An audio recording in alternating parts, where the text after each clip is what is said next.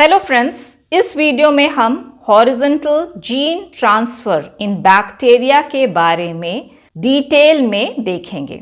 सबसे पहले हम देखेंगे हॉरिजॉन्टल जीन ट्रांसफर का इंट्रोडक्शन, फिर हम देखेंगे बैक्टीरियल ट्रांसफॉर्मेशन, बैक्टीरियल कंजुगेशन और बैक्टीरियल ट्रांसडक्शन।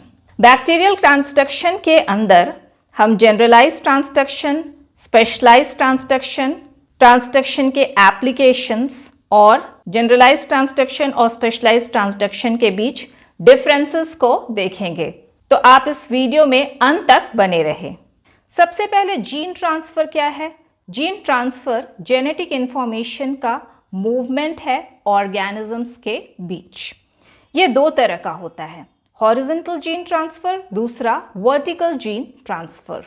अगर हम हॉरिजॉन्टल जीन ट्रांसफर की बात करें तो इसमें जीन जो है वो दो इंडिपेंडेंट ऑर्गेनिजम्स के बीच ट्रांसफर होता है। ये दो इंडिपेंडेंट ऑर्गेनिजम्स सेम या डिफरेंट स्पीशीज के हो सकते हैं। मेनली ये अकर होता है बैक्टीरियल स्पीशीज के बीच।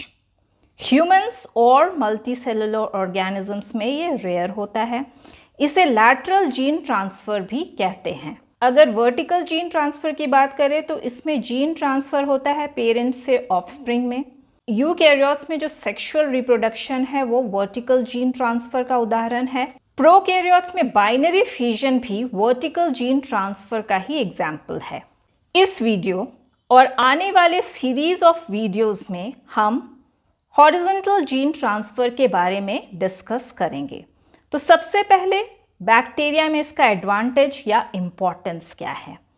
तो हॉरिजॉन्टल जीन ट्रांसफर से recipient bacteria large DNA sequence acquire करता है दूसरे बैक्टीरियम से। इस वजह से बैक्टीरिया जो है केपेबल होता है नए एनवायरनमेंट में रैपिडली रिस्पॉन्ड करने या अडेप्ट करने में। तो हम क्या कह सकते हैं कि ये एक इम्पॉर्टेंट फैक्टर है बैक्टीरियल इवोल्यूशन में। वहीं दूसरी ओर अगर म्यूटेशन की बात करें तो ये स्लो होता है compare to horizontal gene transfer और बहुत सारे म्यूटेशन बैक्टीरिया के लिए हार्मफुल होते हैं।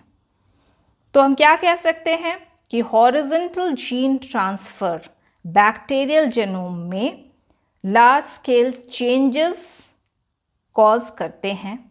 एग्जाम्पल, ई कोलाई का जो 20% जेनोम है वो हॉरिजॉन्टल जीन ट्रांसफर से ही ओरिजिनेट हुआ है। अब इस हॉरिजॉन्टल जीन ट्रांसफर के कुछ डिसएडवांटेजेस भी हैं। इसकी वजह से बैक्टीरिया में एंटीबायोटिक रेजिस्टेंस स्प्रेड होता है, क्योंकि एंटीबायोटिक रेजिस्टेंट जीन्स डोनर से रेसिपिएंट में ट्रांसफर होते हैं। और एंटीबायोटिक रेजिस्टेंस जीन का स्प्रेड होना मेडिकल फील्ड में एक चैलेंज है, क्योंकि ज़्यादातर बैक्टीरिया जो हैं वो एंटीबायोटिक रेजिस्टेंस हो जाते हैं और इनसे किसी तरह का इन्फेक्शन होने से किसी पर्टिकुलर एंटीबायोटिक से ट्रीट करने में मुश्किल आती है, क्योंकि उनमें हॉरिजॉन्टल जीन ट्रांसफर की वजह से एंटीबायोटिक रेजिस्टेंस जीन प्रेजेंट होते हैं। अब हम हॉरिजॉन्टल जीन ट्रांसफर के कुछ जनरल फीचर्स को देखते हैं। सबसे पहले इसमें ट्रांसफर के समय सेल के बीच किसी तरह का डायरेक्ट कॉन्टैक्ट नहीं होता है और डीएनए जो ट्रांसफर होते हैं वो नेकेड होते हैं। इस तरह का ट्रांसफर बाई डायरेक्शनल होता है। इसमें किसी तरह की पोलैरिटी नहीं होती है। दो बैक्टीरिया में से कोई भी एक डोनर और दूसरा रेसिपिएंट होता है और इसका वाइस वर्सा भी हो सकता है। जो डीएनए ट्रांसफर्ड होते हैं वो डीएनएज की एक्टिविटी के लिए सेंसिटिव होते हैं, मतलब ये डीएनएज एंजाइम के द्वारा डिग्रेड हो सकते हैं। तो हमने क्या देखा कि रेसिपिएंट बैक्टीरिया डोनर बैक्टीरिया से जेनेटिक मटेरियल को लेते हैं। तो उनमें ऐसी क्या एबिलिटी होती है जिससे कि ये जेनेटिक मटेरियल को ले सकते हैं? ऐसा होता है बैक्टीरिया की एक एबिलिटी की वजह से, जिसे हम बोलते हैं कॉम्पिटेंस। तो कॉम्पिटेंस रेसिपिएंट बैक्टीरिया की वो एबिलिटी होती है जिसके वजह से वो नेकेड डीएनए को अपने अंदर ले सकता है। और वैसे सेल जिसमें ये एबिलिटी होती है उन्हें हम कॉम्पिटेंट सेल कहते हैं। जो डीएनए रेसिपिएंट सेल में एंटर होते हैं उन्हें हम एक्सोजेनोट कहते हैं। आइए अब हम हॉरिजॉन्टल जीन ट्रांसफर के जनरलाइज मैकेनिज्म को देखते हैं। डोनर के जो जेनेटिक मटेरियल हैं, जिन्हें कि हम एंडोजेनोट कहते हैं, वो रेप्लिकेट होते हैं और एक्साइज होते हैं, और फिर ये एंटर करते हैं रेसिपिएंट सेल में। डोनर और रेसिपिएंट सेम स्पीशीज़ के या क्लोजली रिलेटेड स्पीशीज़ के होते हैं।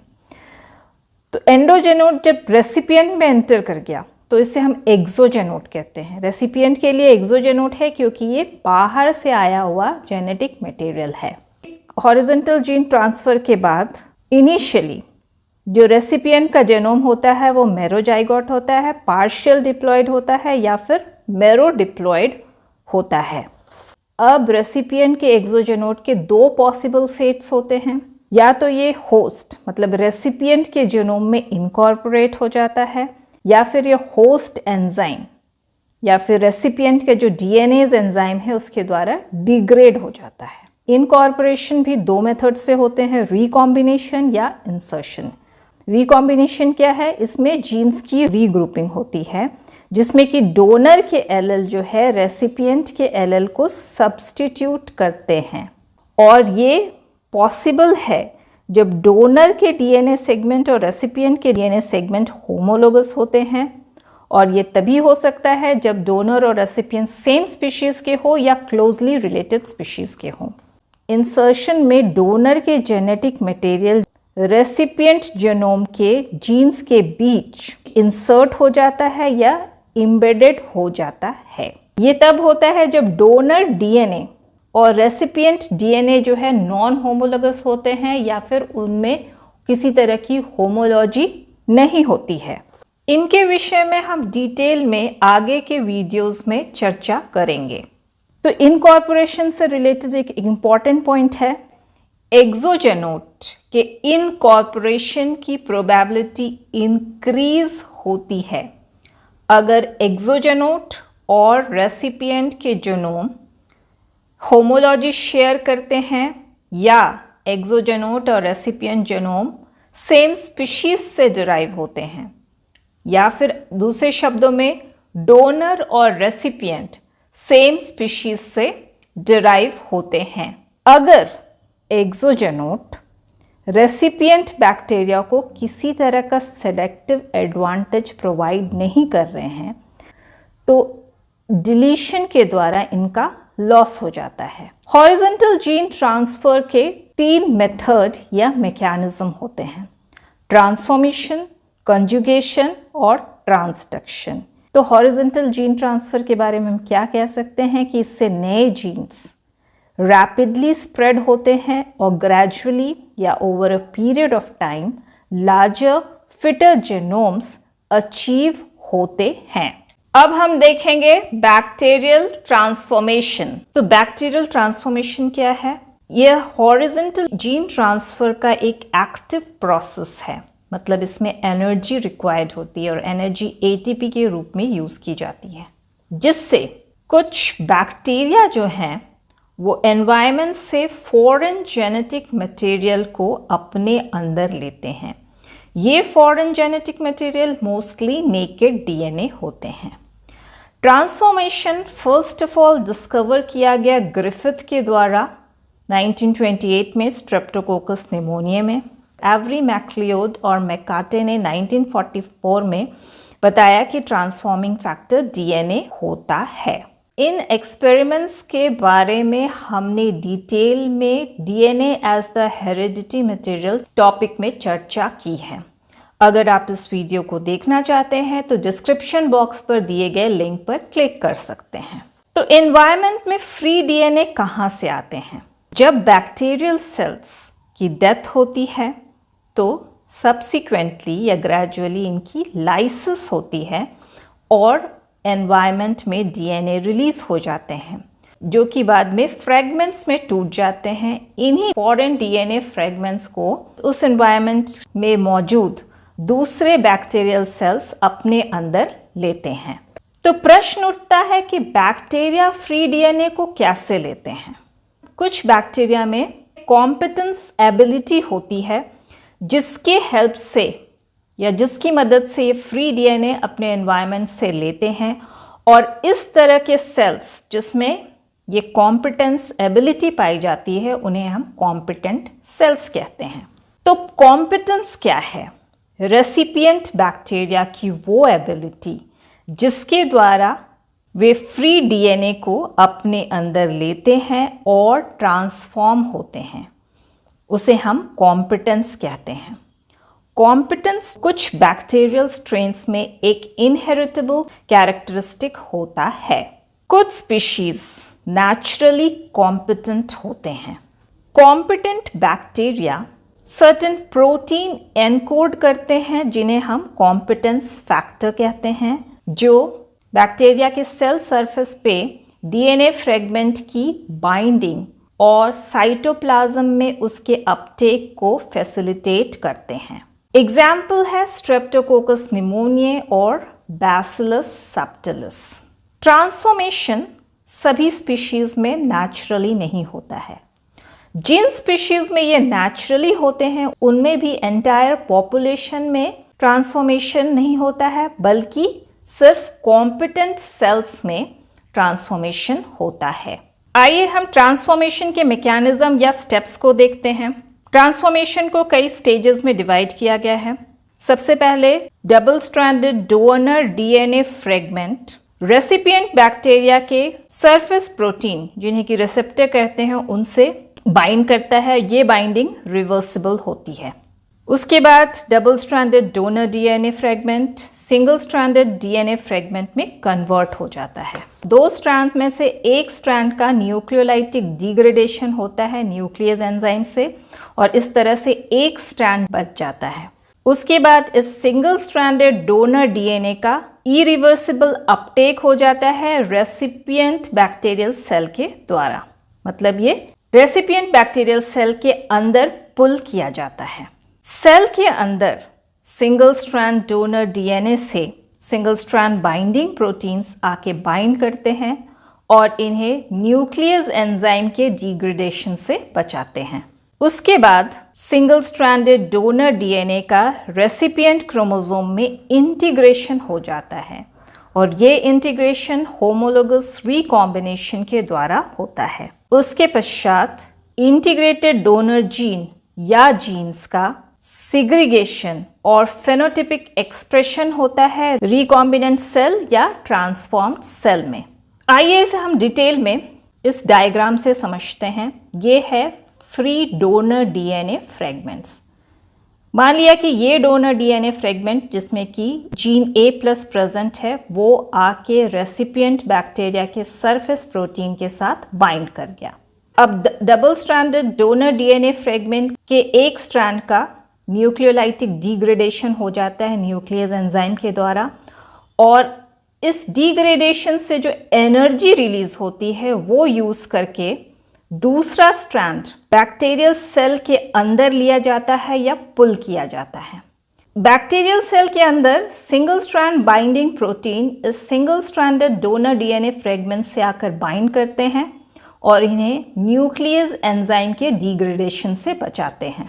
उसके बाद इस single stranded donor DNA fragment का इंटीग्रेशन हो जाता है रेसिपिएंट क्रोमोसोम में। इस इंटीग्रेशन के समय इस रेसिपिएंट डीएनए का एक सेगमेंट डोनर डीएनए सेगमेंट के द्वारा रिप्लेस कर दिया जाता है, और उसके बाद रेसिपिएंट के इस सेगमेंट का जो कि रिप्लेस हुआ उसका डिग्रेडेशन हो जाता है। अब हम रेसिपिएंट क्रोमोसोम को हेट्रोलोगस कहते हैं, क्योंकि इसके एक स्ट्रैंड में ए जीन है, दूसरे में A+, सो इनके बीच मिसमैच है।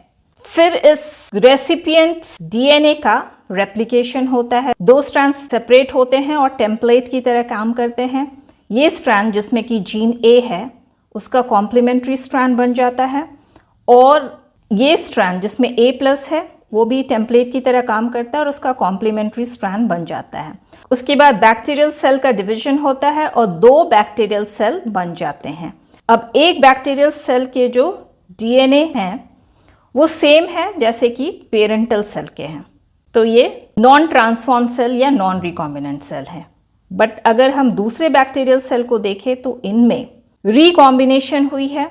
इनमें एक सेगमेंट जो है वो डोनर डीएनए का है और बाकी इस पेरेंटल बैक्टीरिया का है। तो यहाँ पे रिकॉम्बिनेशन देखने को मिलता है, इसलिए इस तरह के सेल को हम ट्रांसफॉर्म्ड सेल या रिकॉम्बिनेंट सेल कहते हैं। अब आइए ट्रांसफॉर्मेशन से रिलेटेड कुछ फैक्ट्स को देखते हैं।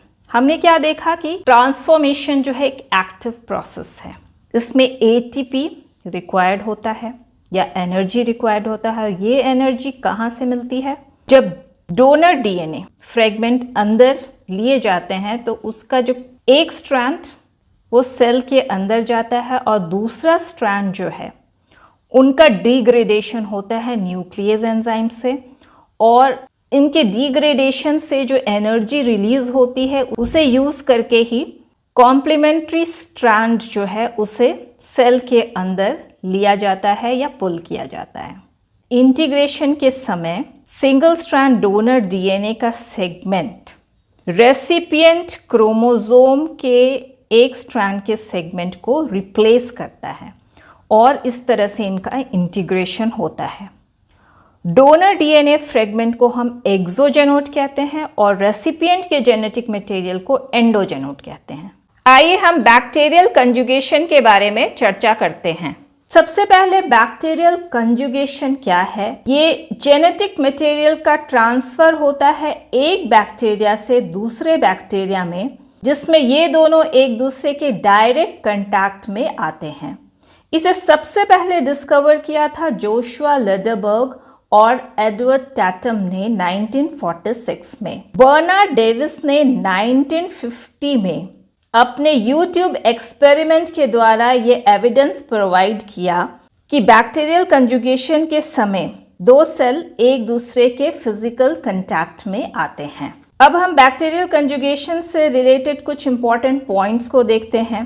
कंजुगेशन के समय पूरे डोनर जेनोम या उसके कुछ पार्ट का ट्रांसफर होता है और कंजुगेशन के लिए दो सेल्स का एक दूसरे के फिजिकल कांटेक्ट में आने की आवश्यकता होती है। कंजुगेशन में कई प्लाज्मिड्स इन्वॉल्व होते हैं, लेकिन कंजुगेशन जो कि एफ प्लाज्मिड को इन्वॉल्व करके होता है वो सबसे कॉमन है।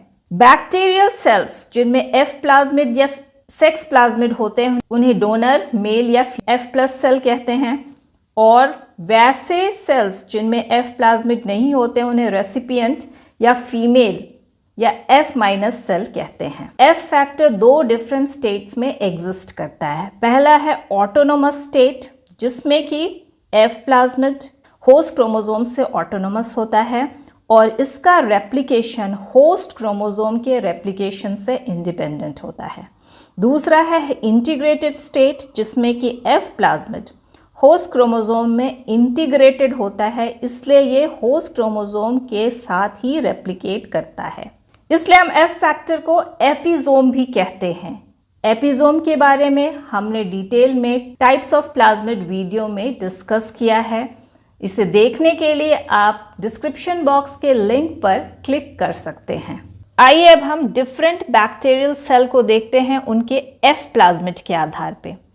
तो ये बैक्टीरियल सेल है जिसमें सिर्फ बैक्टीरियल डीएनए या बैक्टीरियल क्रोमोसोम प्रेजेंट है और एफ प्लाज्मिड एब्सेंट है। इन्हें हम एफ माइनस सेल कहते हैं। ये फीमेल या रेसिपिएंट सेल होते हैं। इस तरह के बैक्टीरियल सेल में बैक्टीरियल डीएनए प्रेजेंट होते हैं और साथ ही एफ प्लाज्मिड भी प्रेजेंट होते हैं जो कि बैक्टीरियल डीएनए से ऑटोनोमस होते हैं। इन्हें हम एफ प्लस सेल कहते हैं। ये मेल या डोनर सेल होते हैं। कभी कभी ये एफ प्लाज्मिड बैक्टीरियल डीएनए में इंटीग्रेट कर जाते हैं साइट स्पेसिफिक रिकॉम्बिनेशन के द्वारा, तब इन्हें हम एचएफआर सेल कहते हैं। तो एफ प्लाज्मिड के प्रॉपर्टी के आधार पे कि ये ऑटोनोमस है होस्ट सेल में या इंटीग्रेटेड है। कंजुगेशन तीन तरह के होते हैं। पहला है F plus F minus conjugation.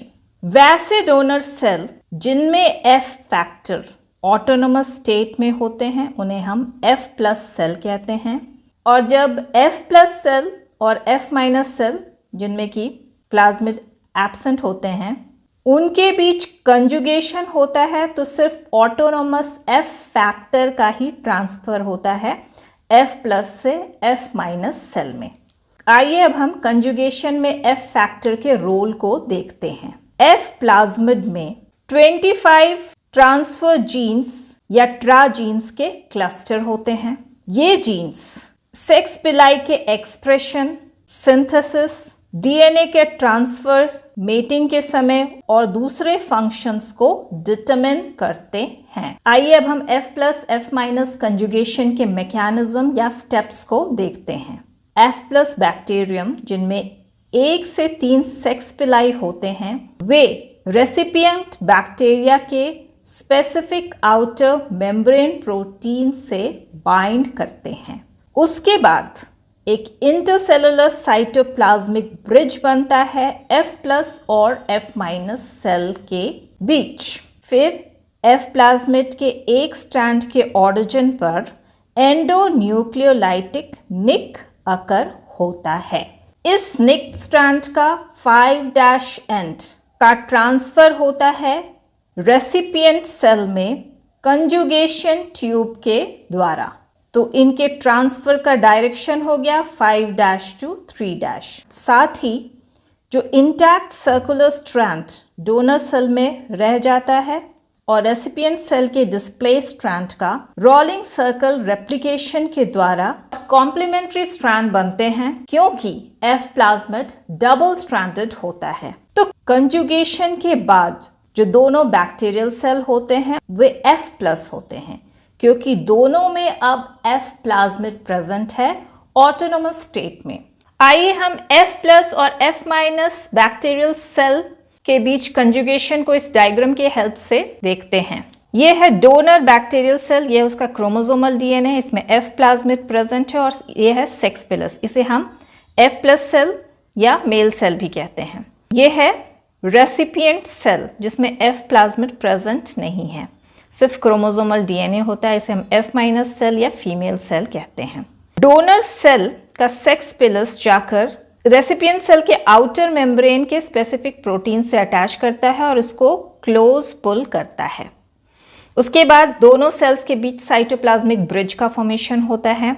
इसके पश्चात F प्लाज्मिड के एक स्ट्रैंड के ओरिजिन में निक अकर होता है और फिर इस निक स्ट्रैंड का ट्रांसफर होता है डोनर से रेसिपिएंट सेल की ओर 5' to 3' डायरेक्शन में। अब इस डोनर सेल में F प्लाज्मिड का सिर्फ एक स्ट्रैंड बच जाता है जो कि इंटैक्ट होता है। इसके कॉम्प्लीमेंट्री स्ट्रैंड का सिंथेसिस होता है डोनर सेल में।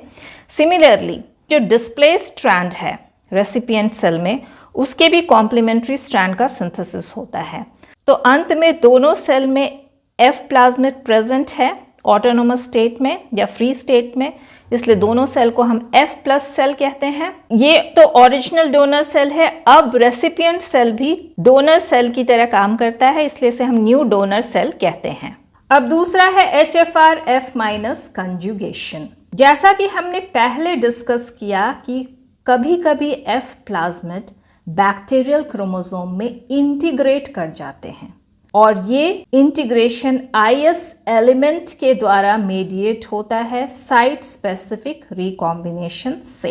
वैसे सेल्स को हम HFR सेल्स कहते हैं, मतलब हाई फ्रीक्वेंसी रिकॉम्बिनेशन स्ट्रेन्स, क्योंकि डोनर सेल क्रोमोसोमल जीन्स को भी रेसिपिएंट में हाई एफिशिएंसी से ट्रांसफर करते हैं और इसलिए रिकॉम्बिनेंट बनने की भी एफिशिएंसी या फ्रीक्वेंसी हाई होती है। इसमें सबसे पहले ट्रांसफर F प्लाज्मिड के ओरिजिन से शुरू होता है। मैकेनिज्म या स्टेप्स सेम होते हैं जैसे कि F plus F minus conjugation में होता है, लेकिन कुछ डिफरेंसेस भी देखे जा सकते हैं, जैसे कि सबसे पहले F फैक्टर का कुछ पोर्शन ट्रांसफर होता है और इसके पश्चात क्रोमोसोमल जीन्स का ट्रांसफर होता है, क्योंकि F प्लाज्मिड होस्ट क्रोमोसोम में इंटीग्रेटेड होते हैं और इसी वजह से रिकॉम्बिनेशन की फ्रीक्वेंसी या रिकॉम्बिनेंट बनने की फ्रीक्वेंसी हाई होती है। अब एक बार क्रोमोसोमल जीन्स ट्रांसफर हो गए तो F फैक्टर के जो रिमेनिंग पार्ट होते हैं उनका ट्रांसफर होता है। तो इस रिमेनिंग पार्ट का ट्रांसफर सबसे लास्ट में होता है और इसमें ही ट्रा जीन्स प्रेजेंट होते हैं। ट्रा जीन्स जो कि सेक्स पिलाई के एक्सप्रेशन और दूसरे फंक्शंस को डिटरमिन करता है। लेकिन ज्यादातर केस में क्या होता है, एंटायर क्रोमोसोम के ट्रांसफर के पहले ही सेक्स पिलस और कंजुगेशन ट्यूब ब्रेक कर जाता है।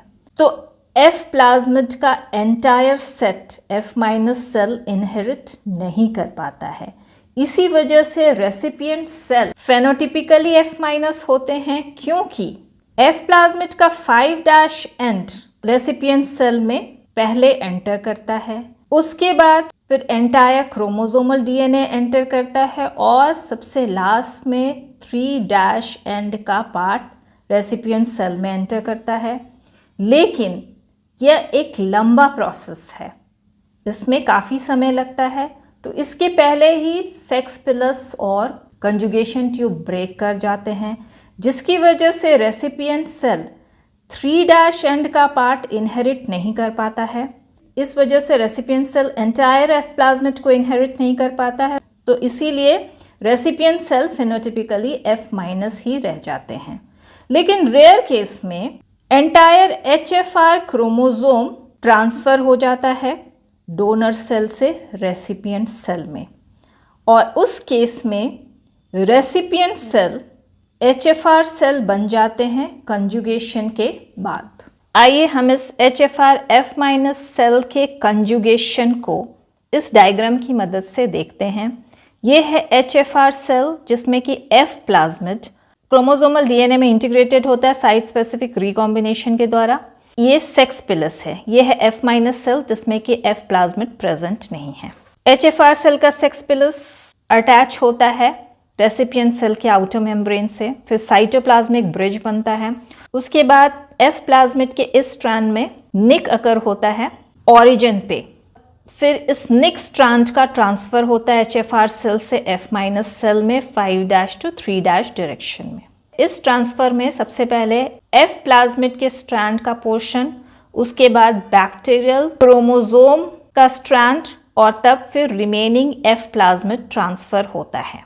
चूंकि इस प्रोसेस में इस बैक्टीरियल क्रोमोसोम का डीएनए इस बैक्टीरियल क्रोमोसोम में ट्रांसफर होता है, इसलिए इसमें रिकॉम्बिनेंट बनने की फ्रीक्वेंसी हाई होती है, इसलिए हम इसे कहते हैं HFR cell, high frequency recombinant.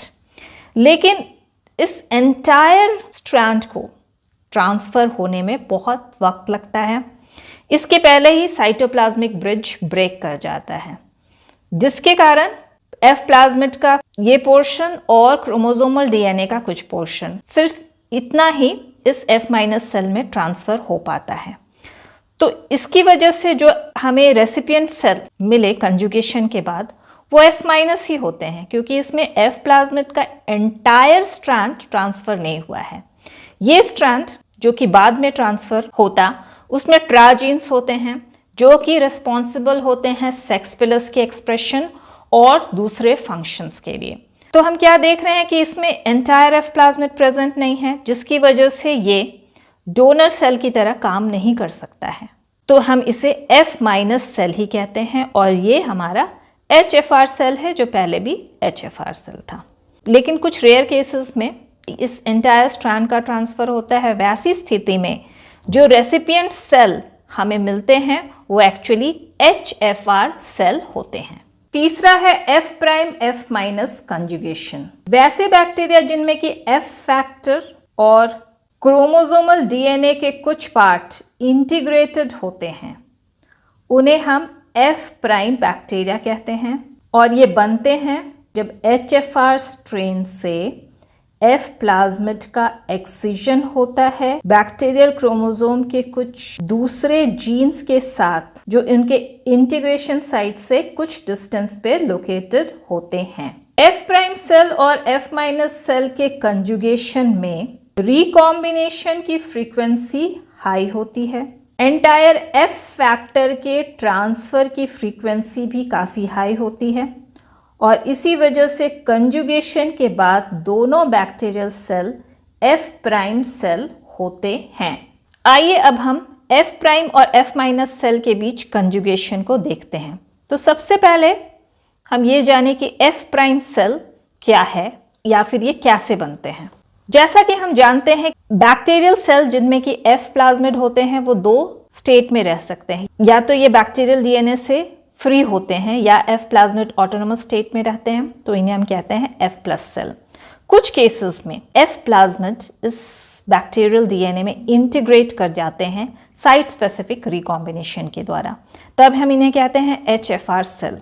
कभी कभी किसी इंडक्शन के द्वारा, जैसे कि अल्ट्रावायलेट रेज के प्रेजेंस या कुछ केमिकल्स के प्रेजेंस में, इस एफ प्लाज्मिड का एक्सीजन हो जाता है बैक्टीरियल डीएनए से, और इस एक्सीजन के समय कुछ केस में बैक्टीरियल डीएनए के भी कुछ जीन्स इस एफ प्लाज्मिड के साथ एक्साइज हो जाते हैं या अलग हो जाते हैं।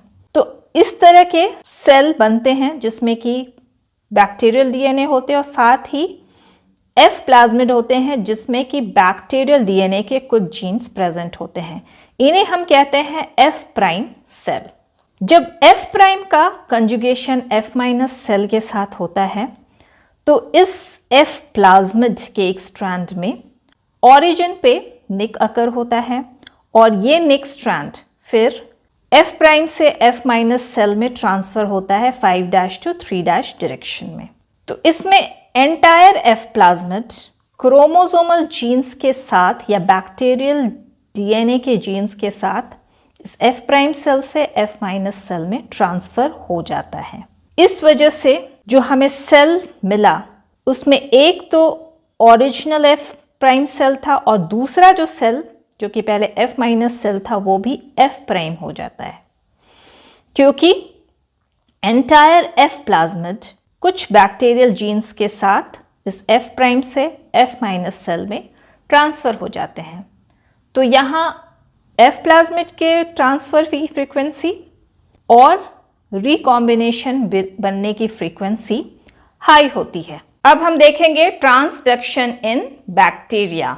सबसे पहले ट्रांसडक्शन क्या है? ट्रांसडक्शन वो प्रोसेस है जिसके द्वारा डीएनए फ्रेगमेंट का ट्रांसफर होता है एक बैक्टीरिया से दूसरे बैक्टीरिया में। इसमें पहले बैक्टीरिया को हम डोनर सेल कहते हैं और दूसरे को रेसिपिएंट बैक्टीरिया कहते हैं, और वायरल वेक्टर की मदद से इनका ट्रांसफर होता है। इस केस में जो वायरल वेक्टर इन्वॉल्व होते हैं उन्हें हम बैक्टीरियोफाज वायरस कहते हैं। इसको डिस्कवर किया था जिंडर एंड लेडरबर्ग ने। आइए इसके जनरल स्टेप्स को हम ब्रीफ में देखें। इसे डिटेल में हमने नीट एग्जाम से रिलेटेड ट्रांसडक्शन वीडियो में डिस्कस किया है। अगर आप इसे देखना चाहते हैं तो डिस्क्रिप्शन बॉक्स पर दिए गए लिंक पर क्लिक कर सकते हैं। तो सबसे पहले बैक्टीरियोफाज वायरस इन्फेक्ट करते हैं बैक्टीरियल सेल को, जिन्हें कि डोनर सेल कहते हैं, और फिर इस डोनर सेल के मशीनरी को यूज करके ये मल्टीप्लाई करते हैं, और उसके पश्चात फिर एक बार जब वायरल पार्टिकल्स बन जाते हैं तो ये रिलीज हो जाते हैं बैक्टीरियल सेल के लाइसिस से। जब ये वायरल पार्टिकल्स जो कि बैक्टीरियल डीएनए के फ्रेगमेंट को कैरी करते हैं, आइदर सिर्फ बैक्टीरियल डीएनए फ्रेगमेंट को या बैक्टीरियल डीएनए फ्रेगमेंट और फाज जेनोम को, ये जब इन्फेक्ट करते हैं दूसरे बैक्टीरिया को जिन्हें कि रेसिपिएंट बैक्टीरिया कहते हैं, तो ये अपने जेनेटिक मटेरियल को इनमें इंजेक्ट कर देते हैं। ये जेनेटिक मटेरियल या तो रेसिपिएंट जेनोम के साथ इंटीग्रेट कर जाते हैं या फिर ये एक्स्ट्रा क्रोमोसोमल रह जाते हैं। इसलिए हम क्या कहते हैं कि ट्रांसडक्शन हॉरिजॉन्टल जीन ट्रांसफर का मेथड है, जिसमें कि जेनेटिक मटेरियल का ट्रांसफर डोनर बैक्टीरिया से रेसिपिएंट बैक्टीरिया में होता है। ये सेक्सुअल रिप्रोडक्शन से डिफरेंट है, जिसमें जेनेटिक मटेरियल का ट्रांसफर पेरेंट से ऑफस्प्रिंग में होता है। ट्रांसडक्शन में डोनर और रेसिपिएंट बैक्टीरिया के बीच फिजिकल कांटेक्ट की आवश्यकता नहीं होती है, क्योंकि यहाँ वायरस वेक्टर की तरह काम करता है, जो कि जेनेटिक मटेरियल का ट्रांसफर डोनर से रेसिपिएंट बैक्टीरिया में करता है। क्योंकि DNA fragment viral protein coat के अंदर पैक्ड होते हैं, इसलिए डीएनएज रेजिस्टेंट होते हैं। डीएनएज वैसे एंजाइम हैं जो कि डीएनए का फ्रेगमेंटेशन करते हैं या डीएनए को डिग्रेड करते हैं। ट्रांसडक्शन बैक्टीरियोफाज के लाइटिक या लाइसोजेनिक साइकिल में अकर होते हैं। बैक्टीरियोफाज के लाइटिक और लाइसोजेनिक साइकिल को हमने डिटेल में नीट एग्जाम से रिलेटेड ट्रांसडक्शन वीडियो में डिस्कस किया है। इसे देखने के लिए आप डिस्क्रिप्शन बॉक्स पर दिए गए लिंक पर क्लिक कर सकते हैं। आइए हम इन्हें एक बार ब्रीफ में देखें। बैक्टीरियोफाज वायरस इन्फेक्ट करते हैं बैक्टीरियल सेल को और जेनेटिक मटेरियल को इंजेक्ट करते हैं। फिर इस बैक्टीरियल सेल के मशीनरी को यूज़ करके ये मल्टीप्लाई करते हैं और एक बार जब वायरल पार्टिकल्स बन जाते हैं, बैक्टीरियल सेल की लाइसिस होती है और ये वायरल पार्टिकल्स रिलीज हो जाते हैं। लाइटिक साइकिल वायरुलेंट फाज के द्वारा होता है। अब है लाइसोजेनिक साइकिल, ये टेम्परेट फाज में होता है। इसमें भी बैक्टीरियोफाज वायरस इन्फेक्ट करते हैं बैक्टीरियल सेल को और अपने जेनेटिक मटेरियल को इंजेक्ट करते हैं। यहाँ पे इनके जेनेटिक मटेरियल बैक्टीरियल जेनोम के साथ इंटीग्रेट कर जाते हैं और इसी तरह से इंटैक्ट रहते हैं और बैक्टीरियल जेनोम के साथ कई जनरेशन्स तक रेप्लिकेट करते हैं। जब इनका इंडक्शन होता है अल्ट्रावायलेट रेज के प्रेजेंस में या किसी तरह के केमिकल के एक्सपोजर से, तो फिर वायरल जेनेटिक मटेरियल एक्साइज हो जाते हैं और लाइटिक साइकिल में एंटर करते हैं और फिर नए वायरल पार्टिकल्स बनते हैं। अगर हम ट्रांसडक्शन के टाइप्स की बात करें तो ये दो तरह के होते हैं। जनरलाइज ट्रांसडक्शन, जिन्हें शॉर्ट में जीटी कहते हैं, और स्पेशलाइज्ड ट्रांसडक्शन, शॉर्ट में एसटी। तो आइए हम जनरलाइज ट्रांसडक्शन को डिटेल में देखते हैं। हम जनरलाइज ट्रांसडक्शन के स्टेप्स को देखते हैं। ये वायरुलेंट फाज में लाइटिक साइकिल में होता है। बैक्टीरियोफाज वायरस सबसे पहले बैक्टीरिया को इन्फेक्ट करते हैं और उसके मशीनरी को यूज करके मल्टीप्लाई करते हैं। साथ ही बैक्टीरियल जेनोम भी फ्रेगमेंट्स में डिवाइड हो जाता है। जब वायरस पार्टिकल्स की पैकेजिंग होती है तो कुछ बैक्टीरियल जेनोम फ्रेगमेंट भी गलती से वायरल पार्टिकल में पैक्ड हो जाते हैं और इनकी पैकिंग रैंडमली होती है, यानी कि कोई भी जेनोम फ्रेगमेंट पैक्ड हो सकता है। जब वैसे वायरस पार्टिकल्स जो कि बैक्टीरियल डीएनए फ्रेगमेंट को कैरी करते हैं दूसरे बैक्टीरिया को इन्फेक्ट करते हैं, जिन्हें हम रेसिपिएंट कहते हैं, तो इस प्रोसेस को हम जनरलाइज्ड ट्रांसडक्शन कहते हैं, क्योंकि यहाँ पे बैक्टीरियल डीएनए फ्रेगमेंट का ट्रांसफर हुआ डोनर से रेसिपिएंट में। जब donor bacterial DNA fragment carrying phage particle दूसरे बैक्टीरिया को इन्फेक्ट करते हैं तो ये डीएनए फ्रेगमेंट इस बैक्टीरिया में इंजेक्ट हो जाता है।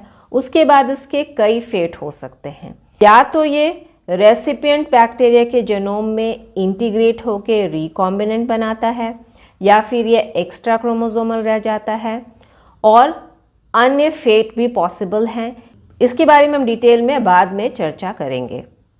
आइए हम जनरलाइज ट्रांसडक्शन के कुछ फैक्ट्स को देखें। सबसे पहले तो इसे जनरलाइज ट्रांसडक्शन क्यों कहते हैं? क्योंकि इसमें कोई भी बैक्टीरियल जीन ट्रांसफ़र होते हैं, यानी कि बैक्टीरियल जेनोम फ्रेगमेंट जो ट्रांसफ़र होते हैं वो रैंडम होते हैं, यानी कि कोई भी बैक्टीरियल डीएनए फ्रेगमेंट ट्रांसड्यूसिंग फाज में पैक्ड होके ट्रांसफ़र हो सकता है। इस वजह से बैक्टीरियल जेनोम के हर पार्ट के ट्रांसफ़र की प्रोबेबिलिटी सेम होती है और हर ट्रांसड्यूसिंग फाज क्लोजली लिंक्ड जीन्स के डिफरेंट सेट को कैरी करता है। जनरलाइज ट्रांसड्यूसिंग फाज सिर्फ बैक्टीरियल डीएनए फ्रेगमेंट को कैरी करते हैं, वायरल डीएनए फ्रेगमेंट को कैरी नहीं करते हैं। और जनरलाइज ट्रांसडक्शन वायरुलेंट फाज के लाइटिक साइकिल में होता है। वैसे बैक्टीरियल जेनोम फ्रेगमेंट जिनका साइज फाज जेनोम के रफली सेम होता है, वे ही जनरलाइज ट्रांसडक्शन के समय ट्रांसड्यूसिंग फाज में गलती से पैक्ड होते हैं। इनसे बड़े साइज के जेनोम फ्रेगमेंट पैक्ड नहीं हो सकते हैं। इसी वजह से जब लाइटिक साइकिल कंप्लीट होता है तो न्यू वायरस पार्टिकल जो कि बैक्टीरियल डीएनए से लोडेड होते हैं वे रिलीज होते हैं और फिर दूसरे बैक्टीरियल सेल को इन्फेक्ट करते हैं। तो जनरलाइज ट्रांसडक्शन के अनुसार वायरस पार्टिकल्स जो कि बैक्टीरियल डीएनए फ्रेगमेंट से लोडेड होते हैं वे जब रिलीज हो जाते हैं तो ये दूसरे बैक्टीरियल सेल को इन्फेक्ट करते हैं और इस बैक्टीरियल डीएनए फ्रेगमेंट को इसमें इंसर्ट कर देते हैं या इंजेक्ट कर देते हैं। यहाँ पे ये बैक्टीरियल सेल डोनर सेल होते हैं और ये जो बैक्टीरियल सेल हैं उन्हें हम रेसिपिएंट सेल कहते हैं। तो हमने क्या देखा कि बैक्टीरियल डीएनए मतलब डोनर बैक्टीरियल डीएनए फ्रेगमेंट जो कि रेसिपिएंट सेल में बैक्टीरियोफाज वायरस के द्वारा इंसर्ट होते हैं, उनके 3 फेट होते हैं। पहले फेट के अनुसार ये डिग्रेड हो जाते हैं। डोनर डीएनए जब इंजेक्ट होते हैं तो ये फ्रेगमेंटेड हो जाते हैं या छोटे छोटे टुकड़ों में टूट जाते हैं या डिग्रेड हो जाते हैं। उसके बाद ये रेसिपिएंट बैक्टीरियल सेल के द्वारा एब्जॉर्ब कर लिए जाते हैं और इनको रिसाइकिल किया जाता है स्पेयर पार्ट्स के लिए। इस तरह के ट्रांसडक्शन को हम अनसक्सेसफुल जनरलाइज्ड ट्रांसडक्शन कहते हैं। अब दूसरे फेट में क्या होता है, अगर injected donor DNA fragment originally plasmid हो तो ये सेल के अंदर, रेसिपिएंट सेल के अंदर भी रीसर्कुलेट कर जाते हैं और फिर से प्लाज्मिड बन जाते हैं। तो ये क्या एक्स्ट्रा क्रोमोसोमल रह गए और ये रेसिपिएंट सेल के जेनोम के साथ इंटीग्रेट नहीं करते हैं, इस वजह से रिकॉम्बिनेंट नहीं बनता है। और प्लाज्मिड या डोनर डीएनए फ्रेगमेंट में जो जीन्स होते हैं वो सिर्फ शॉर्ट पीरियड के लिए एक्सप्रेस होते हैं। इस तरह के ट्रांसडक्शन को हम एबॉर्टिव ट्रांसडक्शन कहते हैं। अब चूंकि ये बैक्टीरियल जेनोम का पार्ट नहीं बनता है या रेसिपिएंट जेनोम के साथ इंटीग्रेट नहीं करता है, इसलिए ये रेप्लिकेट नहीं करता है। इस वजह से जो बैक्टीरियल प्रोजेनी बनते हैं उनमें सिर्फ एक बैक्टीरियम में या एक बैक्टीरियल सेल में डोनर डीएनए फ्रेगमेंट रहता है। फिर तीसरा फेट है साइट स्पेसिफिक रिकॉम्बिनेशन।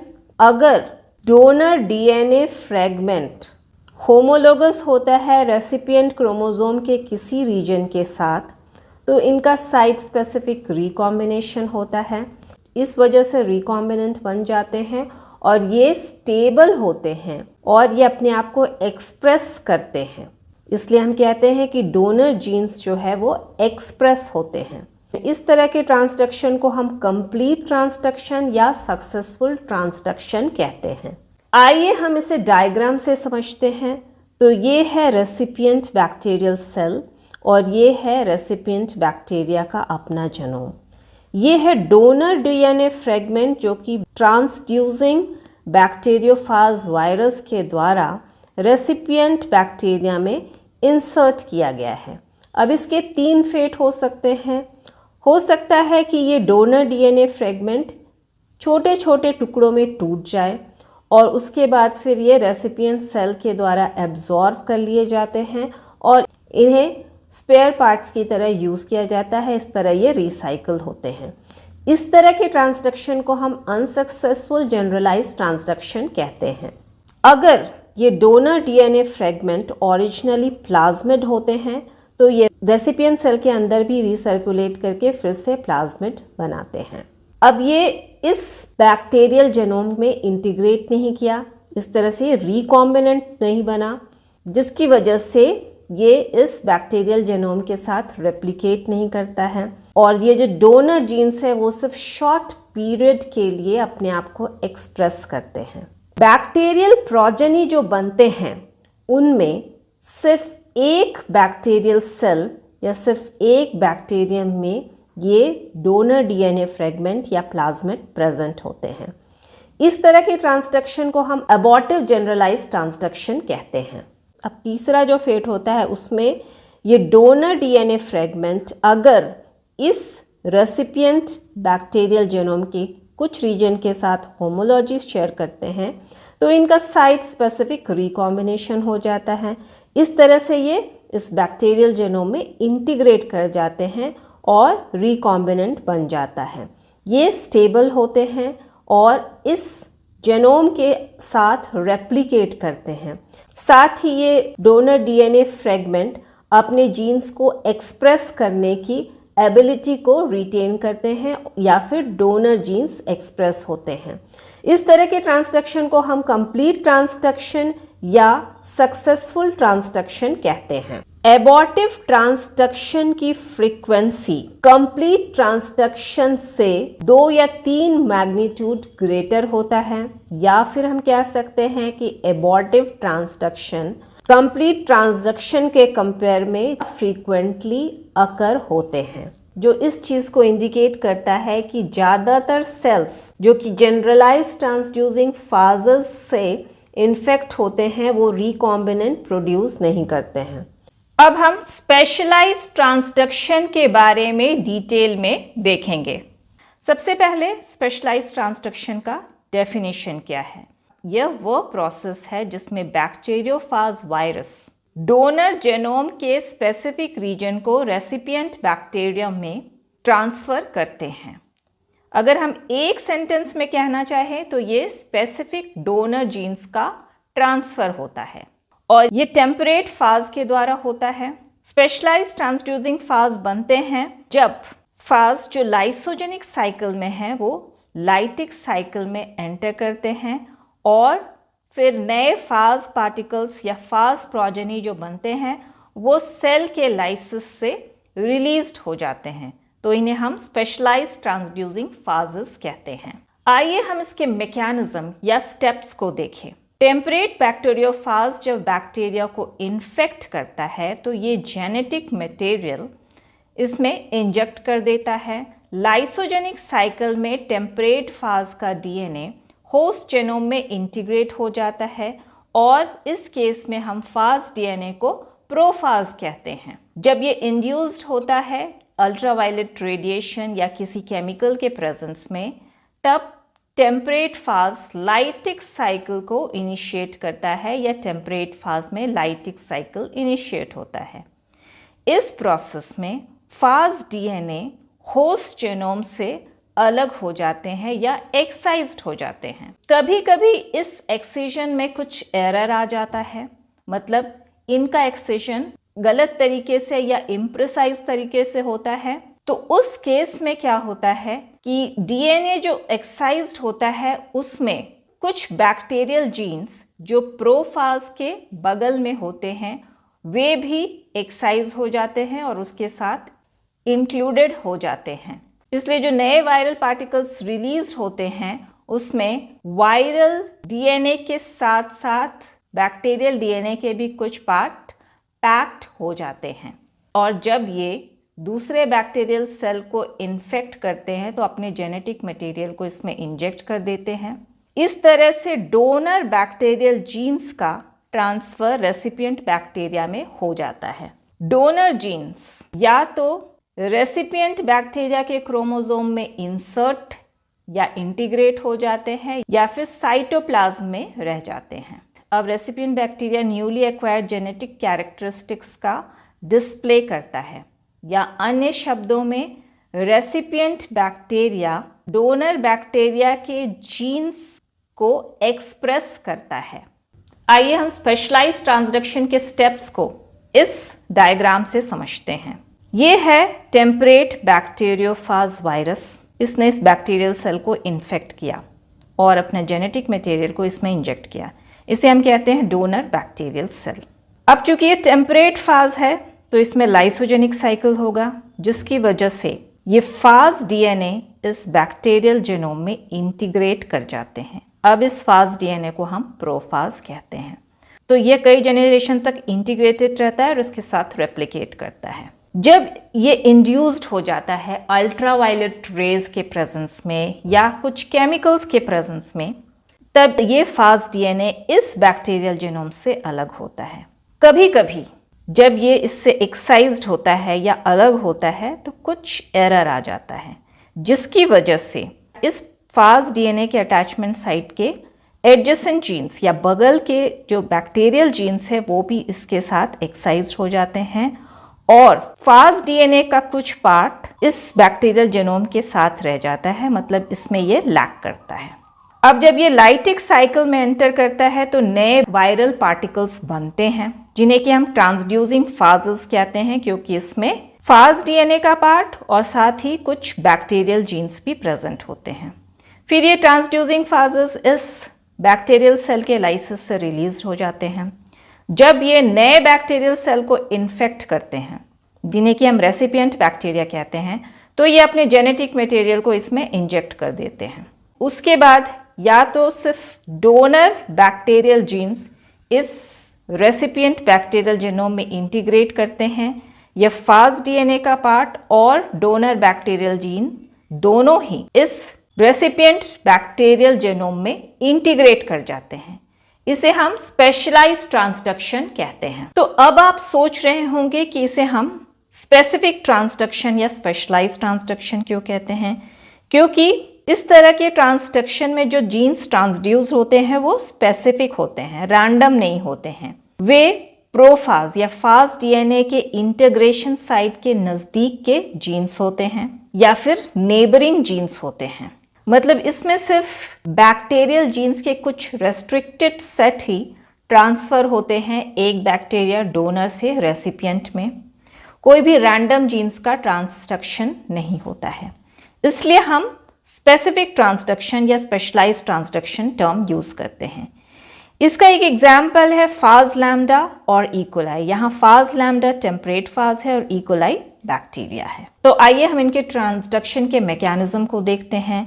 जब फाज लैम्डा जो कि टेम्परेट फाज है वो इकोलाई को इन्फेक्ट करता है तो अपने जेनेटिक मटेरियल को इसमें इंजेक्ट कर देता है। अब चूंकि इसमें लाइसोजेनिक साइकिल होता है इसलिए फाज डीएनए ई कोलाई के जेनोम के गैल और बायोजीन्स के बीच इंटीग्रेट हो जाते हैं। जब इनका किसी तरह से इंडक्शन होता है तो ये लाइटिक साइकिल में एंटर करते हैं और तब इस इंटीग्रेटेड फाज डीएनए जिसे हम प्रोफाज कहते हैं उसका नॉर्मल एक्सिजन होता है। तब जो नए फाज बनते हैं उसमें सिर्फ फाज डीएनए होते हैं, बैक्टीरियल जीन्स नहीं होते हैं। लेकिन रेयर केस में जो फाज डीएनए का एक्सिजन है वो एबनॉर्मल होता है, इसमें कुछ एरर आ जाता है जिसकी वजह से प्रोफाज के अटैचमेंट साइट के नज़दीक के जीन्स इसके साथ एक्साइज्ड हो जाते हैं जैसे गैल या बायोजीन्स, और कुछ फाज जीन्स बैक्टीरियल जेनोम में इंटीग्रेटेड रह जाते हैं या लॉस्ट हो जाते हैं। तो इस वजह से जो नए लैम्डा फाज बने वे डिफेक्टिव होते हैं। इन्हें हम ट्रांसड्यूसिंग फाज कहते हैं।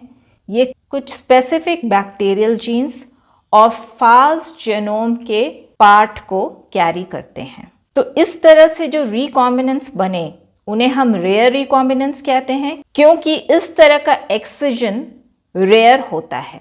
जब इस तरह के ट्रांसड्यूसिंग फास्ट पार्टिकल्स रिलीज होते हैं तो वे दूसरे बैक्टीरियम जिन्हें कि रेसिपिएंट बैक्टीरियम कहते हैं उन्हें इन्फेक्ट करते हैं और इन जेनेटिक मटेरियल का ट्रांसफर उन तक करते हैं। तो यहाँ पे डोनर बैक्टीरियम के स्पेसिफिक जीन्स का ट्रांसफर होता है रेसिपिएंट बैक्टीरियम में फाज लैम्डा ट्रांसड्यूसिंग पार्टिकल्स के द्वारा। तो ये स्पेशलाइज्ड ट्रांसडक्शन का एग्जाम्पल है जिसमें कि स्पेसिफिक जीन डोनर से रेसिपिएंट में ट्रांसफर हो रहा है वायरसेस के द्वारा, या यहाँ पे वेक्टर जो है वो फाज लैम्डा वायरस है। आइए हम इस मैकेनिज्म को डायग्राम से समझते हैं। जब lambda phage virus E coli bacteria को इन्फेक्ट करता है तो अपना जेनेटिक मटेरियल बैक्टीरियल सेल में इंजेक्ट कर देता है। यह है फाज लैम्डा डीएनए और ये है बैक्टीरियल डीएनए। अब चूंकि फाज लैम्डा वायरस टेम्परेट फाज होता है इसलिए इसका जेनेटिक मटेरियल बैक्टीरियल डीएनए में इंटीग्रेट कर जाता है। ये उनका अटैचमेंट साइट है और ये है इंटीग्रेटेड फाज लैम्डा डीएनए, और इस इंटीग्रेशन साइट के एडजेसेंट बैक्टीरियल जीन्स होते हैं। ये हैं गैल और बायोजीन्स। तो ये कई जनरेशन तक इसी तरह इंटीग्रेटेड रहते हैं और बैक्टीरियल डीएनए के साथ रेप्लिकेट करते हैं।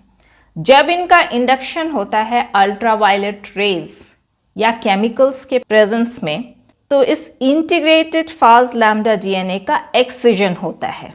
ज़्यादातर केसेस में एक्सिजन करेक्ट होता है। Complete phage lambda DNA bacterial DNA से एक्साइज्ड हो जाता है और इसमें कोई भी बैक्टीरियल जीन्स नहीं होता है। लेकिन कुछ रेयर केसेस में इनका एक्सिजन इनकरेक्ट होता है। वैसी स्थिति में फाज लैम्डा डीएनए का कुछ पार्ट इंटीग्रेटेड रह जाता है, मतलब ये इसमें लैक करता है या मिसिंग होता है, और साथ ही इंटीग्रेशन साइट के एडजेसेंट बैक्टीरियल जीन्स इसके साथ एक्साइज्ड हो जाते हैं। इस केस में गैल या बायोजीन्स का एक्सिजन होता है, तब हम इसे डिफेक्टिव फाज लैम्डा डीएनए कहते हैं। गैल जीन्स गैलेक्टोज फर्मेंटेशन के लिए और बायोजीन्स बायोटिन सिंथेसिस के लिए। तो इम्प्रेसाइज एक्सिजन से रिकॉम्बिनेंट्स बनते हैं, जिन्हें हम रेयर रिकॉम्बिनेंट्स कहते हैं, क्योंकि इस तरह का एक्सिजन रेयर होता है। आइए हम इन रेयर रिकॉम्बिनेंट्स को देखते हैं। पहला है लैम्डा गैल पार्टिकल्स। इसमें टेल जीन्स और कभी कभी हेड जीन्स लैक करते हैं, जो कि प्रोफाज यानी कि फाज लैम्डा डीएनए के राइट एंड में लोकेटेड होता है। चूंकि ये एसेंशियल जीन्स हैं, इसीलिए जो फाज लैम्डा गैल ट्रांसड्यूसिंग पार्टिकल्स बनते हैं वे लाइटिक साइकिल परफॉर्म नहीं कर पाते हैं, इसलिए ये डिफेक्टिव होते हैं और इन्हें लैम्डा डी गैल से डिनोट किया जाता है, जहां डी का मतलब है डिफेक्टिव। तो हमने क्या देखा कि जो ट्रांसड्यूसिंग पार्टिकल्स बने उसमें कुछ एसेंशियल जीन्स जैसे कि हेड और कभी कभी टेल जीन्स ये मिसिंग होते हैं। तो अब हमारे मन में ये प्रश्न उठ सकता है कि तो ये ट्रांसड्यूसिंग पार्टिकल्स बनते कैसे हैं। स्टार्टिंग में कोई प्रॉब्लम नहीं होता है, क्योंकि जो प्रोफाज हैं, फाज डीएनए जो कि बैक्टीरियल जेनोम में इंटीग्रेटेड है, उसमें सारे एसेंशियल जीन्स प्रेजेंट होते हैं और इस वजह से नेसेसरी जीन प्रोडक्ट्स भी जो होता है जैसे कि हेड और टेल प्रोटीन्स वे भी प्रेजेंट होते हैं, और इसलिए ट्रांसड्यूसिंग पार्टिकल्स आसानी से बन जाते हैं। और इस प्रोफाज का जब एबरेंट एक्सिजन होता है तो इसकी वजह से जो ट्रांसड्यूसिंग फाजेस बनते हैं उनमें कुछ फाज डीएनए लैक करते हैं। इसमें फाज डीएनए के कुछ पार्ट और कुछ स्पेसिफिक बैक्टीरियल जीन्स पैक्ड होते हैं, तो यहाँ पे एसेंशियल जीन प्रोडक्ट्स की डेफिशिएंसी होती है, क्योंकि ये जो एसेंशियल जीन्स हैं वो इसमें लैक करते हैं। इस वजह से इन एसेंशियल जीन्स के अभाव में ये इंडिपेंडेंटली रिप्रोड्यूस नहीं कर सकता है या इनमें लाइटिक साइकिल नहीं होता है। दूसरे जो रेयर रिकॉम्बिनेंट हैं उन्हें हम कहते हैं लैम्डा बायो। इन लैम्डा बायो ट्रांसड्यूसिंग पार्टिकल्स में प्रोफाज के लेफ्ट एंड के कुछ जीन्स लैक करते हैं, जो है INT और XIS। लेकिन ये फाज यूजुअली प्लाक फॉर्मिंग होते हैं। इन्हें हम कहते हैं लैम्डा पी बायो, जहां पी का मतलब है प्लाक। इसका कारण यह है कि इसमें जो जीन्स मिसिंग होते हैं या जो जीन्स इसमें प्रेजेंट नहीं होते हैं वे लाइटिक ग्रोथ के लिए एसेंशियल नहीं होते हैं। इस वजह से जो ट्रांसड्यूसिंग फाज पार्टिकल्स बनते हैं वो लाइटिक साइकिल के द्वारा रिप्रोड्यूस कर सकते हैं या फिर लाइटिक साइकिल परफॉर्म कर सकते हैं। आइए अब हम इन रेयर रिकॉम्बिनेंट्स को इस डायग्राम की हेल्प से समझते हैं। ये है बैक्टीरियल डीएनए जिसमें कि फाज लैम्डा डीएनए ने इंटीग्रेट किया। रेयर केसेस में इनका एक्सिजन इम्प्रेसाइज होता है, मतलब इनकरेक्ट होता है। कुछ केस में टेल और हेड जीन्स जो कि उसके राइट एंड में प्रेजेंट है वो एक्साइज नहीं होते हैं, ये मिसिंग होते हैं। और कुछ बैक्टीरियल जीन्स जैसे इस केस में गैल जीन्स एक्साइज्ड हो जाते हैं इस फाज डीएनए के साथ। तो जो एक्साइज डीएनए हुआ उसे हम कहते हैं लैम्डा डी गैल डीएनए। यहाँ डी का मतलब है डिफेक्टिव। अब ये डिफेक्टिव क्यों है? क्योंकि इसमें एसेंशियल जीन्स हेड और टेल जीन्स मिसिंग हैं। तो जो नए वायरस पार्टिकल बने उन्हें हम लैम्डा डी गैल कहते हैं या ट्रांसड्यूसिंग फाज पार्टिकल्स कहते हैं। तो डोनर बैक्टीरियम में ट्रांसड्यूसिंग फाज लैम्डा पार्टिकल्स बने क्योंकि हेड और टेल प्रोटीन जो कि एसेंशियल जीन प्रोडक्ट्स है वो प्रेजेंट है, क्योंकि इनकरेक्ट एक्सीजन के बावजूद ये जो बैक्टीरियल डीएनए है उनमें ये इंटीग्रेटेड हैं। तो डोनर बैक्टीरियम में तो फाज पार्टिकल्स बनेंगे। फिर इन डोनर बैक्टीरियल सेल्स का लाइसिस होता है और फाज पार्टिकल्स रिलीज हो जाते हैं। लेकिन जब ये fast particles, transducing fast particles, नए बैक्टीरियल सेल को इन्फेक्ट करते हैं, जिन्हें कि हम रेसिपिएंट बैक्टीरिया कहते हैं, तो इस केस में फिर फर्दर इन फास्ट पार्टिकल्स का रिप्रोडक्शन नहीं होता है, मतलब ये लाइटिक साइकिल परफॉर्म नहीं कर पाते हैं, क्योंकि इनमें एसेंशियल जीन्स मिसिंग है। इस वजह से एसेंशियल जीन प्रोडक्ट्स, हेड और टेल प्रोटीन, ये भी मिसिंग होते हैं, तो नए फास्ट पार्टिकल्स नहीं बन पाते हैं। इसी वजह से हम इसे लैम्डा डी गैल या लैम्डा डिफेक्टिव गैल पार्टिकल्स कहते हैं। कुछ केस में एक्सिजन जब होता है तो उनके लेफ्ट एंड के कुछ जीन्स मिसिंग होते हैं, इस केस में INT और XIS, जो कि एसेंशियल जीन्स नहीं हैं। और साथ ही बैक्टीरियल जीन, इस केस में बायोजीन, इसके साथ एक्साइज्ड हो जाते हैं, तो ये जो DNA बना उन्हें हम लैम्डा P बायो कहते हैं। अब ये डोनर बैक्टीरिया में आसानी से लाइटिक साइकिल परफॉर्म करते हैं, नए वायरस पार्टिकल्स बनते हैं जो कि डोनर बैक्टीरिया के लाइसिस से रिलीज होते हैं। अब जो ये ट्रांसड्यूसिंग पार्टिकल्स हैं, वे जब नए बैक्टीरियल सेल यानी कि रेसिपिएंट बैक्टीरियल सेल को इन्फेक्ट करते हैं, तो इस केस में भी ये लाइटिक साइकिल परफॉर्म करते हैं या रिप्रोड्यूस करते हैं और नए वायरस पार्टिकल्स बनाते हैं, क्योंकि इसमें जो जीन मिसिंग है वो नॉन एसेंशियल है और एसेंशियल जीन्स जैसे कि हेड और टेल जीन्स प्रेजेंट होते हैं, इसलिए उनके एसेंशियल जीन प्रोडक्ट्स भी प्रेजेंट होते हैं, जिस वजह से कि ये लाइटिक साइकिल परफॉर्म करते हैं। फिर नए फास्ट पार्टिकल्स बन जाते हैं, उसके बाद फिर रेसिपिएंट बैक्टीरियल सेल का लाइसिस होता है और नए वायरस पार्टिकल्स रिलीज हो जाते हैं।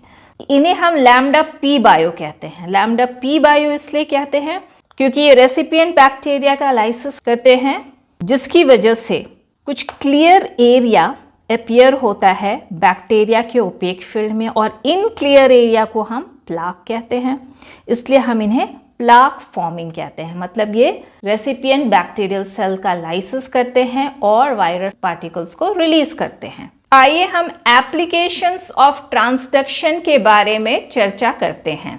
ट्रांसडक्शन का न्यूमरस एप्लीकेशन है मॉलिक्यूलर बायोलॉजी और बायोटेक्नोलॉजी में। आइए हम इन्हें एक एक करके देखते हैं। पहला है जेनेटिक मैपिंग।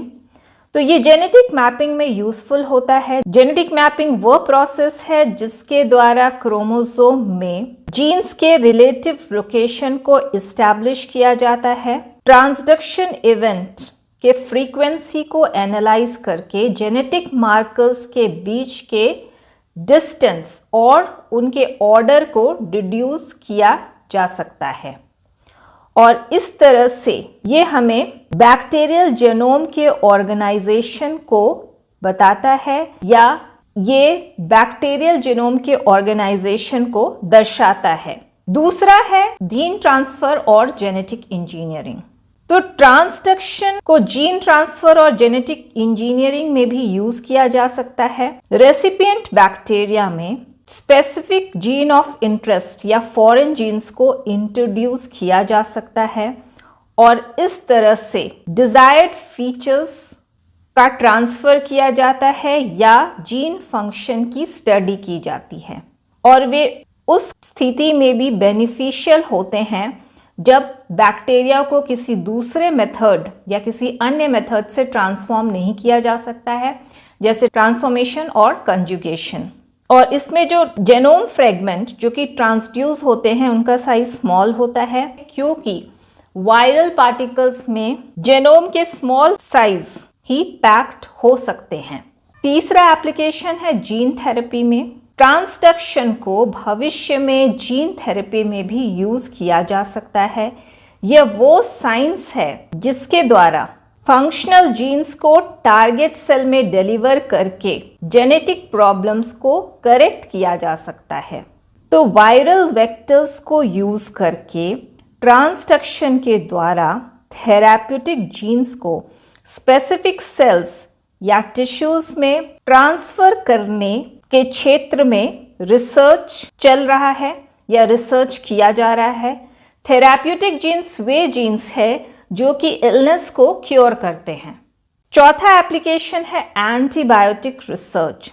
ट्रांसडक्शन को यूज करके जीन्स का ट्रांसफर किया जा सकता है रेजिस्टेंट बैक्टीरिया से ससेप्टिबल बैक्टीरिया में। ट्रांसडक्शन के द्वारा एंटीबायोटिक रेजिस्टेंट जीन्स का बैक्टीरियल पॉपुलेशन में डिस्ट्रीब्यूशन भी समझा जा सकता है।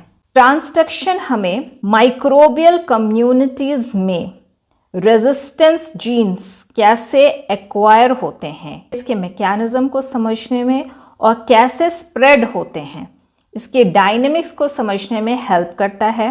तो एंटीबायोटिक रेजिस्टेंस हेल्प करता है बैक्टीरिया को एंटीबायोटिक के प्रेजेंस में सरवाइव करने में, और जब ये एंटीबायोटिक्स के प्रेजेंस में सरवाइव करते हैं तो फास्ट पॉपुलेशन भी ग्रो करता है।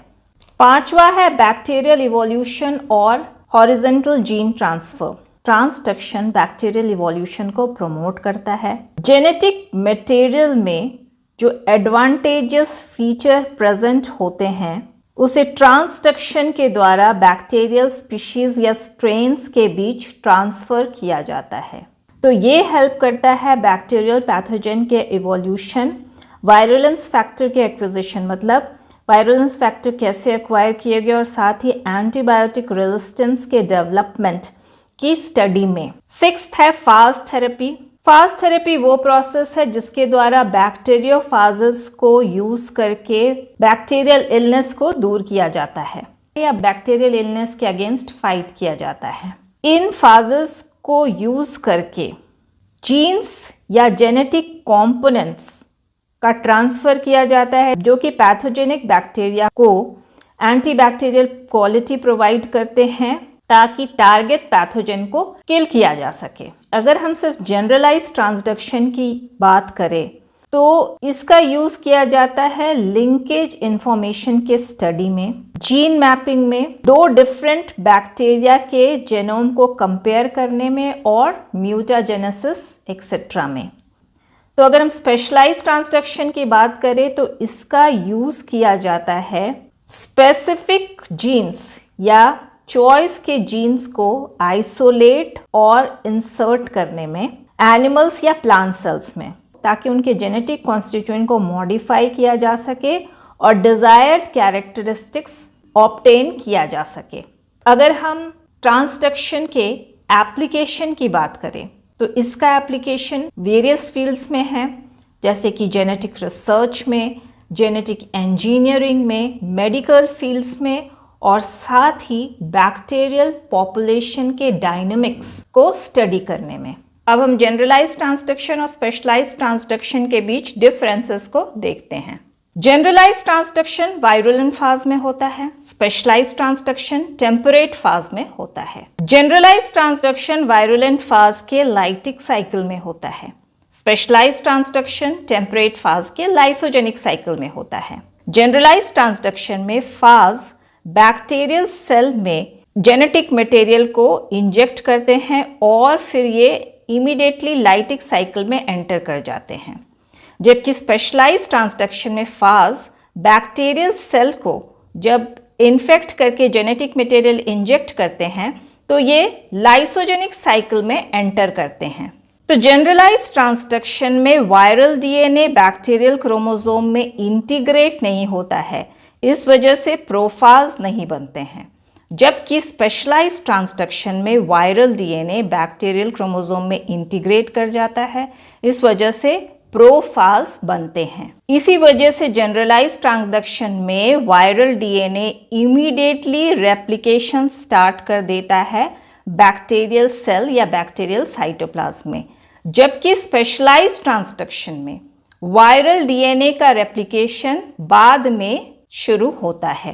अब जब वायरल डीएनए का रेप्लिकेशन स्टार्ट होता है तो नए वायरल पार्टिकल्स भी इमीडिएटली बनते हैं, इस वजह से क्विकली बैक्टीरियल सेल की लाइसिस होती है और नए वायरल पार्टिकल्स रिलीज्ड होते हैं। जबकि अगर हम स्पेशलाइज्ड ट्रांसडक्शन की बात करें तो कई जनरेशन तक वायरल डीएनए इसी तरह से बैक्टीरियल क्रोमोसोम में इंटीग्रेटेड रह जाते हैं और इस वजह से बैक्टीरियल सेल की लाइसिस भी इमीडिएटली नहीं होती है। जनरलाइज्ड ट्रांसडक्शन में बैक्टीरियल डीएनए छोटे छोटे फ्रेगमेंट्स में टूट जाते हैं। स्पेशलाइज्ड ट्रांसडक्शन में बैक्टीरियल डीएनए हाइड्रोलाइज्ड नहीं होते हैं। जनरलाइज्ड ट्रांसडक्शन में नए वायरल पार्टिकल्स जो बनते हैं तो उनमें कुछ वायरल पार्टिकल्स में bacterial DNA fragment randomly packed हो जाते हैं। अगर हम स्पेशलाइज्ड ट्रांसडक्शन की बात करें तो इसमें जो नए वायरल पार्टिकल्स बनते हैं उनमें बैक्टीरियल जीन्स जो कि इंटीग्रेटेड साइट के एडजेसेंट होते हैं वे वायरल डीएनए फ्रेगमेंट के साथ नए वायरस पार्टिकल में पैक्ड होते हैं। आइए हम इसे डायग्राम से समझते हैं। जनरलाइज्ड ट्रांसडक्शन में फाज पार्टिकल बैक्टीरियल सेल को इन्फेक्ट करके जेनेटिक मटेरियल को इंजेक्ट कर देता है और फिर इमीडिएटली डीएनए का रेप्लिकेशन स्टार्ट हो जाता है। साथ ही बैक्टीरियल क्रोमोसोम भी छोटे छोटे फ्रेगमेंट्स में टूट जाते हैं। तो यहाँ वायरल डीएनए बैक्टीरियल क्रोमोसोम में इंटीग्रेट नहीं होता है, मतलब यहाँ प्रोफाज नहीं बनता है। उसके बाद फिर नए वायरल पार्टिकल्स का फॉर्मेशन होता है। जब नए वायरल पार्टिकल्स की पैकेजिंग होती है तो कुछ वायरल पार्टिकल्स में bacterial DNA fragment randomly packed हो जाते हैं। तो बैक्टीरियल डीएनए फ्रेगमेंट की जो पैकिंग होती है वो स्पेसिफिक नहीं होती है बल्कि रैंडम होती है। उसके बाद फिर इमीडिएटली बैक्टीरियल सेल की लाइसिस होती है और नए वायरल पार्टिकल्स रिलीज्ड हो जाते हैं। जबकि अगर हम स्पेशलाइज्ड ट्रांसडक्शन की बात करें तो इसमें जब जेनेटिक मटेरियल इंजेक्ट होते हैं तो ये इमीडिएटली रेप्लिकेट नहीं करते हैं बल्कि ये बैक्टीरियल क्रोमोसोम में इंटीग्रेट कर जाते हैं। इस वायरल डीएनए को अब हम प्रोफाज कहते हैं। ये कई जनरेशन तक इसी तरह रहते हैं और जब ये इंड्यूस होते हैं तब लाइटिक साइकिल में एंटर करते हैं। उस समय इस प्रोफाज का एक्सिजन होता है और इस एक्सिजन के समय बैक्टीरियल जीन्स जो कि इंटीग्रेटेड साइट के एडजेसेंट होते हैं वे भी कभी कभी एक्साइज्ड हो जाते हैं और वायरल डीएनए के कुछ पार्ट इस बैक्टीरियल क्रोमोसोम में इंटीग्रेटेड रह जाते हैं।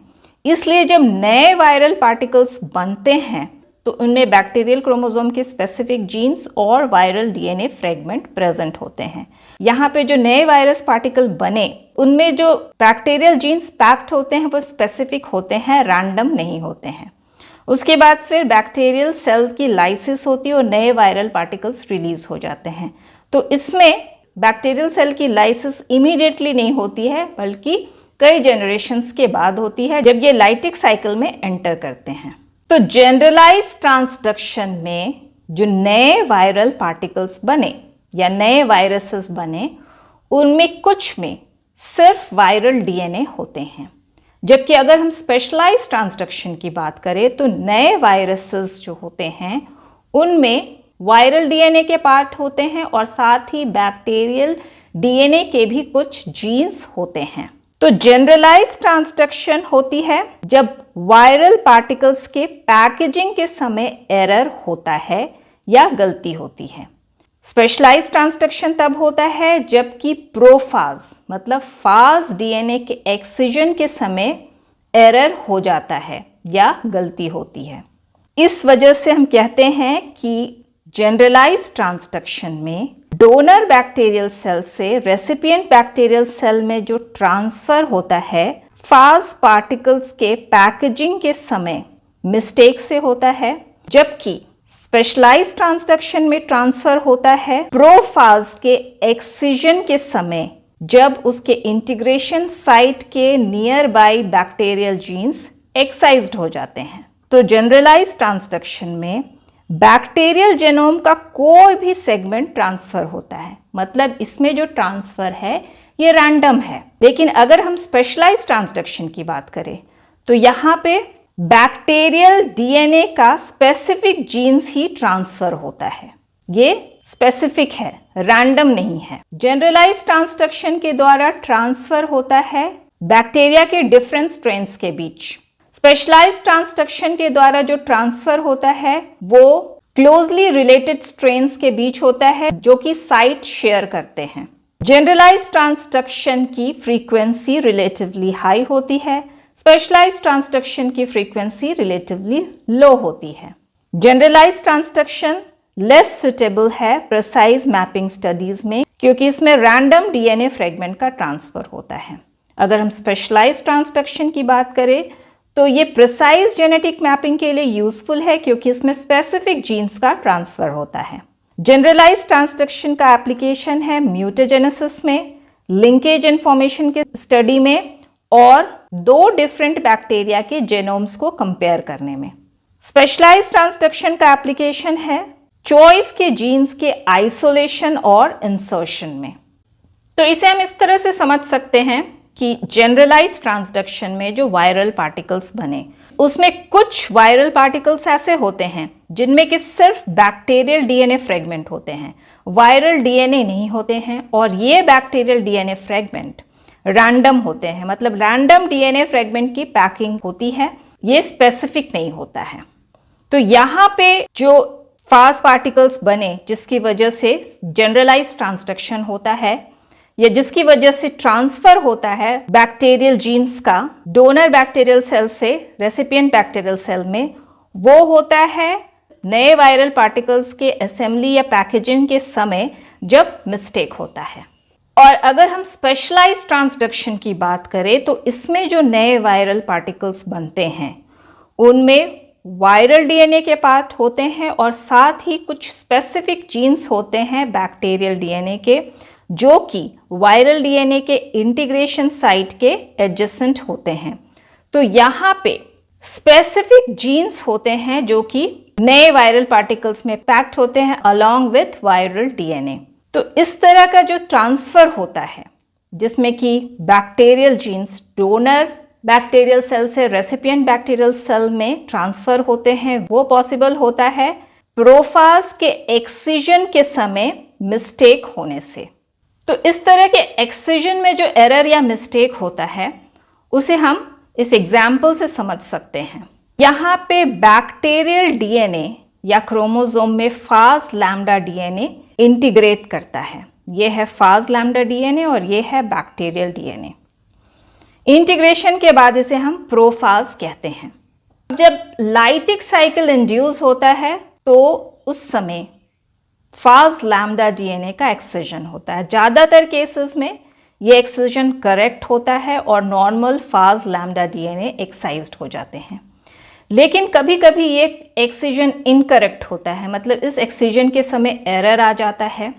उस केस में प्रोफाज के इंटीग्रेशन साइट के जो एडजेसेंट बैक्टीरियल जीन्स होते हैं वे वायरल डीएनए के साथ एक्साइज्ड हो जाते हैं, इस केस में गैल या बायोजीन्स, और वायरल डीएनए के कुछ पार्ट बैक्टीरियल क्रोमोसोम में इंटीग्रेटेड रह जाते हैं।